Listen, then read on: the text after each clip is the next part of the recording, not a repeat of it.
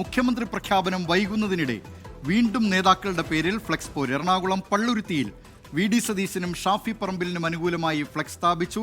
കോൺഗ്രസ് പള്ളുരുത്തി മണ്ഡലം കമ്മിറ്റിയുടെ പേരിലാണ് ഫ്ലെക്സ് സ്ഥാപിച്ചിരിക്കുന്നത്. കണ്ണൂർ പഴയങ്ങാടിയിൽ KC വേണുഗോപാലിന്റെ ചിത്രത്തിൽ കരിയോയിൽ ഒഴിച്ചു. വിവരങ്ങളുമായി കണ്ണൂരിൽ നിന്ന് അജീഷ് ജയകുമാർ ചേരുന്നു. അജീഷ് ജയകുമാർ, തെരുവിലേക്ക് കോൺഗ്രസിന്റെ ഈ മുഖ്യമന്ത്രി പോര് പോകുന്നത് നേരത്തെ മുതൽ തന്നെ കഴിഞ്ഞ കുറേ ദിവസങ്ങളായി കേരളം കണ്ടുകൊണ്ടിരിക്കുകയാണ്. തുപ്പുന്നവരുണ്ട് ഫ്ലെക്സിൽ വന്ന്, ചിലർ വന്ന് കരിയോയിൽ ഒഴിക്കുന്നു. കണ്ണൂരിൽ ഇപ്പോൾ കരിയോയിൽ ഒഴിച്ചിരിക്കുകയാണ്. എന്തൊക്കെയാണ് ഈ കോൺഗ്രസിൽ സംഭവിക്കുന്നത്? എന്തൊക്കെയാണ് ഈ കേരളം കണ്ടുകൊണ്ടിരിക്കുന്നത്? എന്തൊക്കെയാണ് വിവരങ്ങൾ അജീഷ് ജയകുമാർ?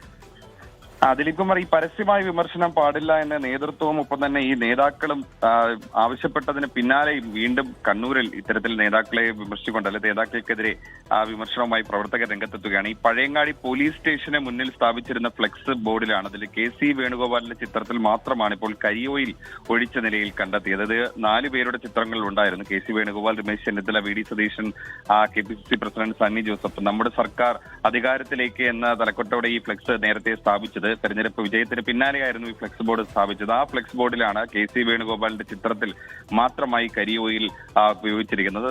നേരത്തെ തന്നെ കണ്ണൂരിൽ പലയിടത്തും ഈ VD സതീശനെ അനുകൂലിച്ച് അദ്ദേഹത്തെ മുഖ്യമന്ത്രിയാക്കണമെന്ന് ആവശ്യപ്പെട്ടുകൊണ്ട് പ്രകടനങ്ങൾ നടന്നിരുന്നു. അതിന് പിന്നാലെയാണ് VD സതീശൻ തന്നെ ഫേസ്ബുക്കിലൂടെയും നേരിട്ടും തന്നെ അനുകൂലിക്കുന്ന പ്രകടനങ്ങളും മറ്റും ഒഴിവാക്കണമെന്ന് ആവശ്യപ്പെട്ടത്. മറ്റു 2 നേതാക്കളും അങ്ങനെ ആവശ്യപ്പെട്ടിരുന്നു. എന്തായാലും ഈ ലംഘനങ്ങളൊക്കെ, ഈ വിലക്കൊക്കെ ലംഘിച്ചാണ് ഇപ്പോൾ പ്രവർത്തകർ വീണ്ടും അവരുടെ പ്രതിഷേധം പ്രകടിപ്പിക്കുന്നത്.